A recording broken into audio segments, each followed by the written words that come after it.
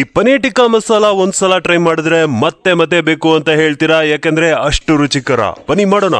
ಸಾಸಿವೆ ಎಣ್ಣೆಗೆ ಈ ಮಸಾಲ ಪುಡಿಗಳು, ಮೊಸರು, ಕಡಲೆ ಹಿಟ್ಟು ಹಾಕಿ ಕಲಿಸ್ಕೊಂಡು ಅದರಲ್ಲಿ ಡೈಸ್ ಮಾಡಿದಂತ ಕ್ಯಾಪ್ಸಿಕಮ್, ಈರುಳ್ಳಿ, ಪನೀರ್ ಹಾಗೂ ನಿಂಬೆ ರಸ ಸೇರಿಸಿ ಮಿಕ್ಸ್ ಮಾಡಿ 10 ನಿಮಿಷ ಮುಚ್ಚಿಡಬೇಕು. ಅದಾದ್ಮೇಲೆ ಕಬಾಬ್ ಸ್ಟಿಕ್ ತಗೊಂಡು ಈ ರೀತಿ ಒಂದಾದ್ಮೇಲೆ ಒಂದು ಎಲ್ಲಾನು ಪಿಯರ್ಸ್ ಮಾಡ್ಕೊಂಡು ಪ್ಯಾನ್, ಓವನ್, ಏರ್ ಫ್ರೈಯರ್ ಅಥವಾ ಕೆಂಡ ನಿಮ್ಗೆ ಇಷ್ಟ ಇರೋ ತರ ಅದನ್ನ ಕುಕ್ ಮಾಡಿ. ನೆಕ್ಸ್ಟ್ ಮಸಾಲಾ ಗ್ರೇವಿ ಮಾಡೋದಿಕ್ಕೆ ಬಾಣಲೆ ಇಟ್ಟು ಅದರಲ್ಲಿ 1 ಸ್ಪೂನ್ ತುಪ್ಪ ಹಾಗೂ 1 ಸ್ಪೂನ್ ಬಟರ್ ಹಾಕಿ. ನಾನಿಲ್ಲಿ ಯೂಸ್ ಮಾಡ್ತಿರೋದು ಅಕ್ಷಯ್ ಕಲ್ಪ ಆರ್ಗ್ಯಾನಿಕ್ ಅವರ ಬಟರ್, ದೇಸಿ ಕೌಗಿ ಹಾಗೂ ಆರ್ಗ್ಯಾನಿಕ್ ಪನೀರ್. ನೆಕ್ಸ್ಟ್ ಈರುಳ್ಳಿ, ಶುಂಠಿ, ಬೆಳ್ಳುಳ್ಳಿ ಹಾಗೂ ಟೊಮೆಟೊ ಒಂದಾದ್ಮೇಲೆ ಒಂದು ಬಾಡಿಸ್ಕೊಂಡು ಕೂಲ್ ಆದ್ಮೇಲೆ ಗೋಡಂಬಿನೂ ಸೇರಿಸಿ ರುಬ್ಕೊಂಡ್ರೆ ಮಸಾಲಾ ಗ್ರೇವಿ ರೆಡಿ. ಅದೊಂದು 5 ನಿಮಿಷ ಬೇಯಿಸ್ಕೊಂಡು ಈ ಮಸಾಲ ಪುಡಿಗಳು, ಕೊತ್ತಂಬರಿ ಸೊಪ್ಪು, ಹಸಿ ಮೆಣಸು, ಸಕ್ಕರೆ ಹಾಗೂ ಉಪ್ಪು ಹಾಕಿ ಅಷ್ಟರಲ್ಲಿ ಪನೀರ್ ಟಿಕ್ಕಾ ರೆಡಿ ಆಗುತ್ತೆ. ಇದು ಹೀಗೆ ಒಂದೊಳ್ಳೆ ಸ್ನಾಕ್ ಆಗಿ ತಿನ್ಬಹುದು. ಒಂದ್ ಕುದಿ ಬಂದ್ಮೇಲೆ ಇದೆಲ್ಲ ಹಾಕೊಂಡು ಕೊನೆದಾಗ ಒಂದ್ 5 ನಿಮಿಷ ಮುಚ್ಚಿಟ್ರೆ ಎಲ್ಲ ಸೆಟ್ ಗುರು. ಇದು ರೋಟಿ, ಚಪಾತಿ, ನಾನ್, ಕುಲ್ಚಾ, ರೈಸ್, ಗೀ ರೈಸ್ ಎಲ್ಲದಕ್ಕೂ ಸೂಟ್ ಆಗುತ್ತೆ.